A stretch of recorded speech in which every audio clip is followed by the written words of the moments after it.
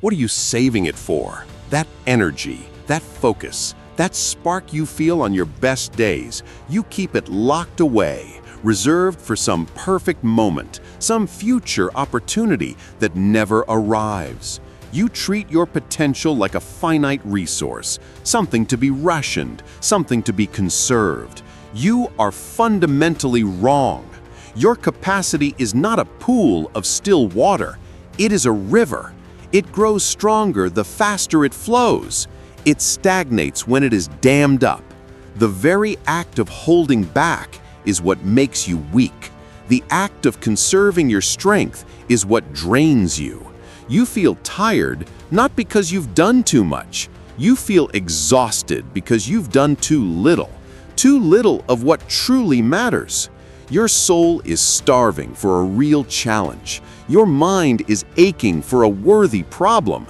Your body is waiting for a command to move. And you give it nothing. You give it comfort.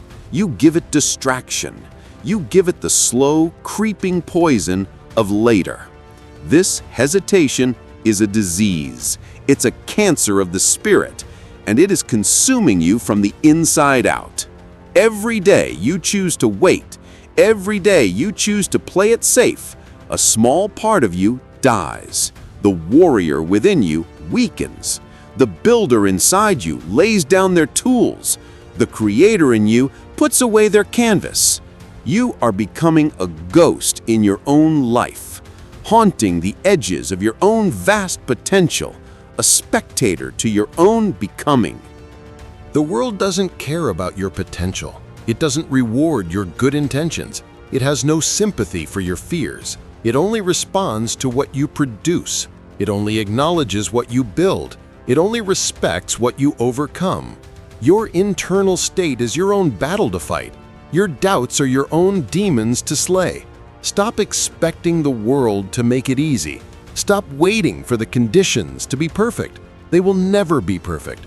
There will always be an excuse, always a reason to delay, always a justification for inaction.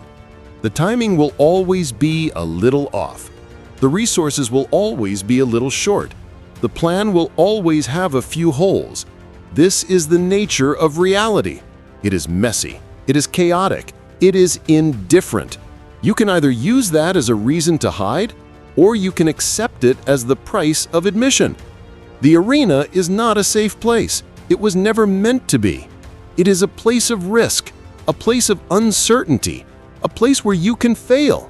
And that is precisely why you must enter it. Because the alternative is a guaranteed failure.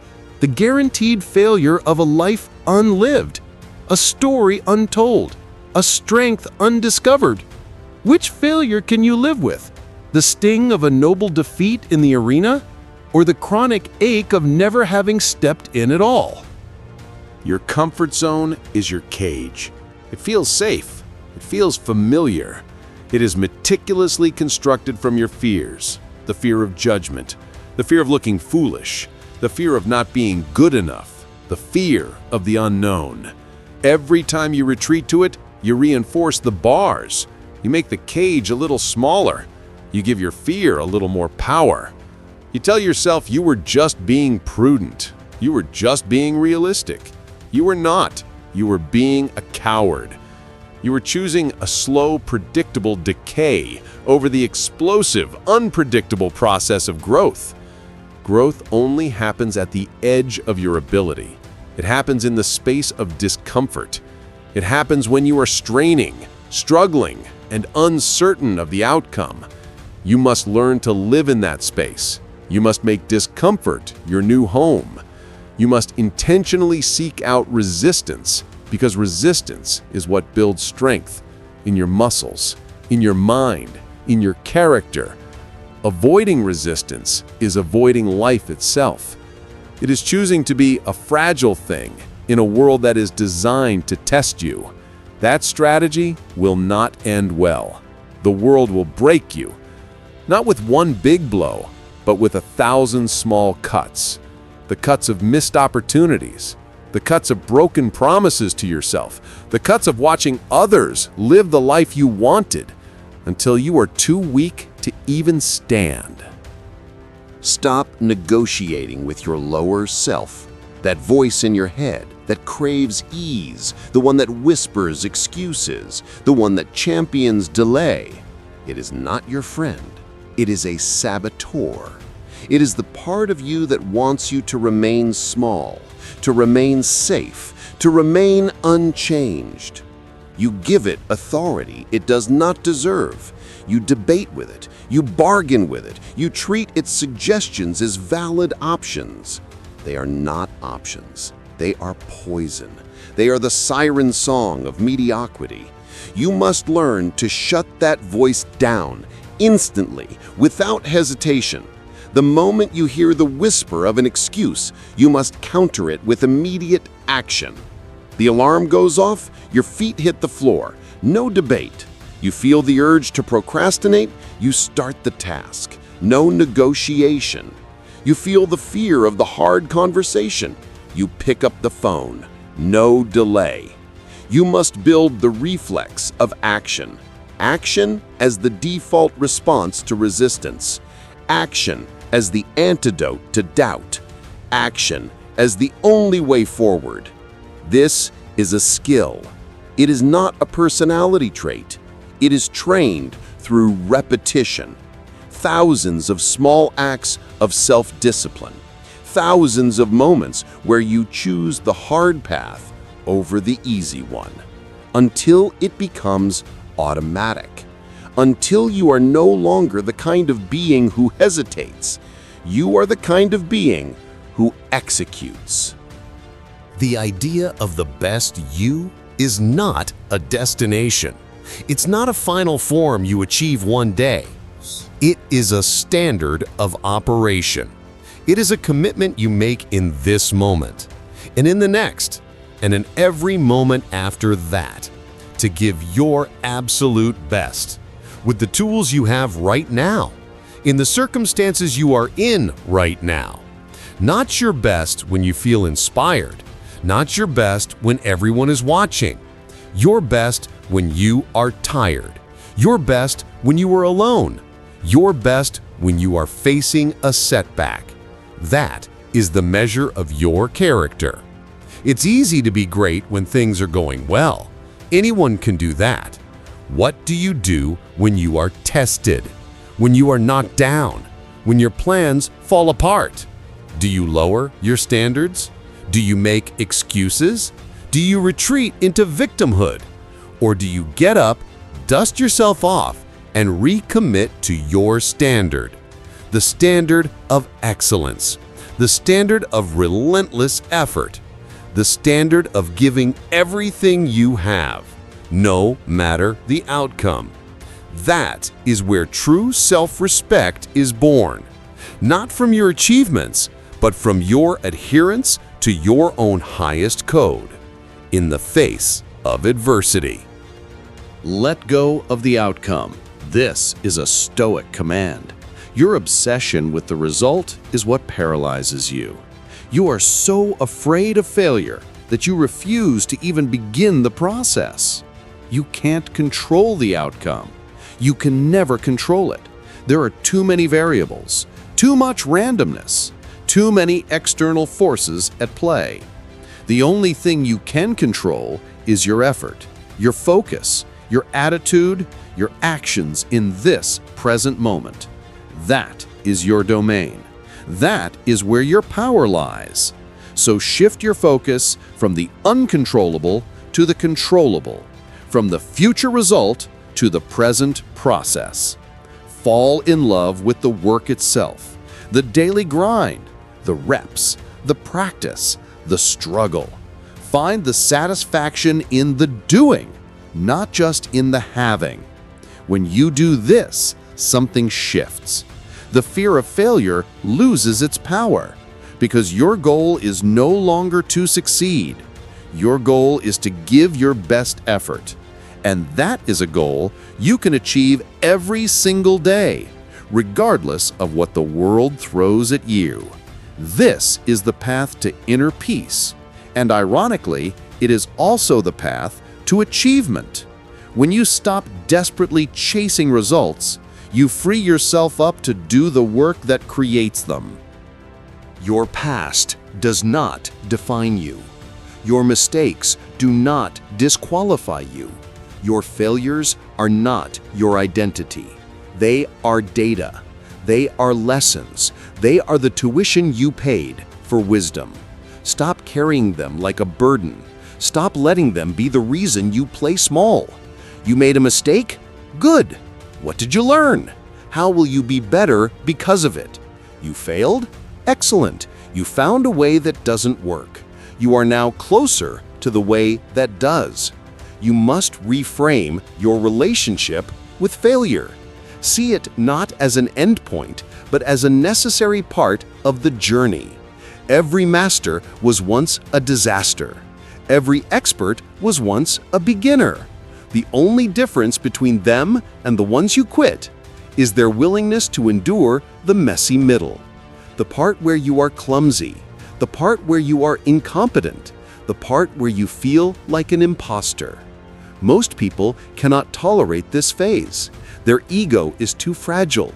They need to be good immediately, and so they never become great at all.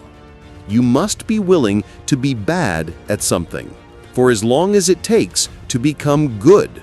You must have the humility to be a student, the courage to ask stupid questions, the resilience to get back up after you fall, over and over and over again. This is the path. There is no other. Think about the cost of inaction, not in vague terms, in concrete, brutal detail. Picture yourself 5 years from now. If you change nothing, if you continue to hesitate, to make excuses, to choose comfort over growth, what does that future self look like? Are they stronger or weaker? Are they more confident or more anxious? Are they proud of the life they are living, or are they haunted by regret? Are they physically vital, or are they carrying the weight of neglect? Are they mentally sharp, or are they dulled by passive consumption? Are they in a career that energizes them, or are they trapped in a job that drains their soul? Really see that person. Feel their quiet desperation. Feel the hollowness in their chest. That is the price of your comfort today. That is the future you are actively creating, with every choice to play it safe. Is that a price you are willing to pay? Is your current ease worth that future pain? That is the trade you are making every single day. Be conscious of it. The pain of discipline is acute but temporary. The pain of regret is chronic and it lasts a lifetime. You must choose your pain. One leads to strength, the other leads to a living death. The people around you will not always understand. Your ambition may make them uncomfortable. Your discipline may feel like a judgment of their own choices. They may try to pull you back down, not because they are malicious, but because your growth threatens their static world. Why are you working so hard? You should relax more. Don't take things so seriously. You will hear this. You must be prepared for it. Their reality is not your reality. Their standards are not your standards. You cannot let their limitations become your own.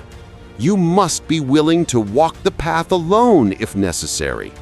You must find your validation from within, from the knowledge that you are living in alignment with your values, from the quiet pride of a day well lived, from the feeling of getting stronger. That has to be enough.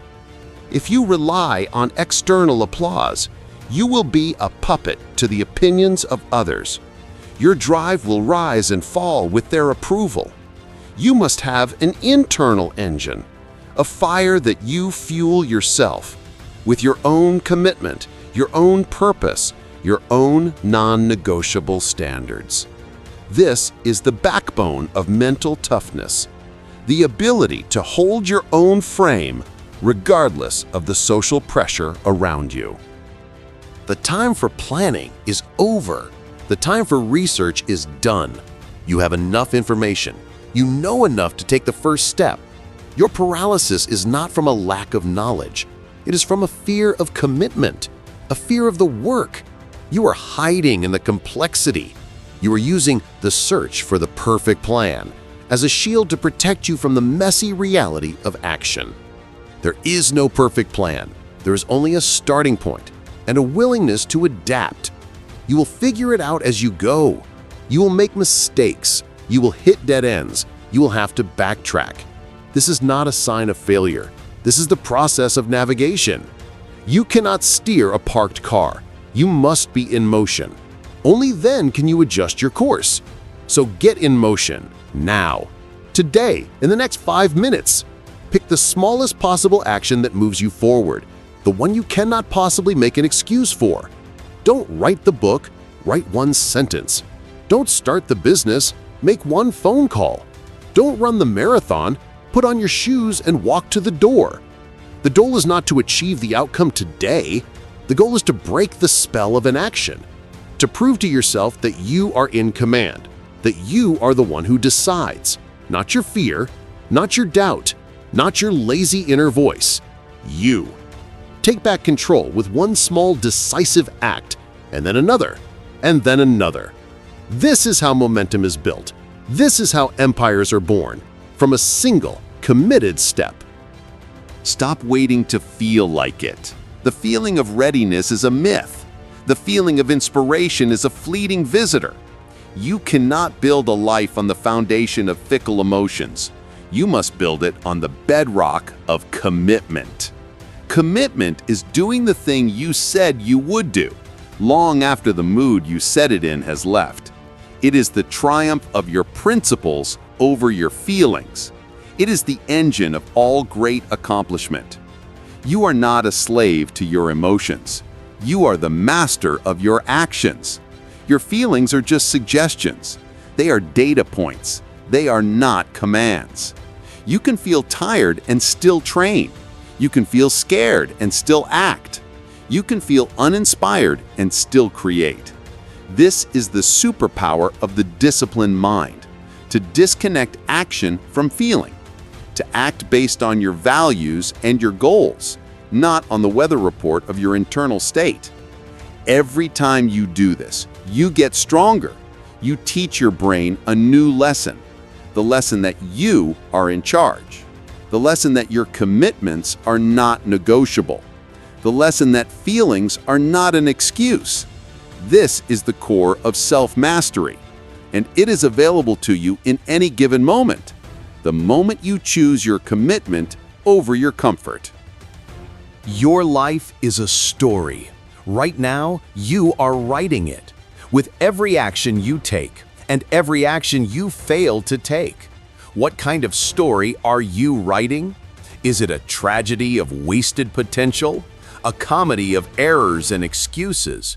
Or is it an epic of struggle and triumph? A story of a human who faced their fears, who battled their own weakness, and who built a life of meaning and purpose, brick by painful brick. You are the author. You hold the pen. The pages are turning every single day, and they are filling up with something. Make sure it is something you will be proud to read in your final chapter. Don't write a story of regret. Don't write a story of what if. Write a story that makes you the hero. Not a perfect hero, but a real one. A hero who gets knocked down and gets back up. A hero who is afraid but acts anyway. A hero who chooses the hard path because they know it is the only path worth walking. This is your legacy, not the money you make, not the things you own, but the character you forge in the fires of your life, the strength you build, the example you set, the story you write with your days. Make it a great one, starting now, with the very next word you write, with the very next action you take. Give it everything you have. Your best now.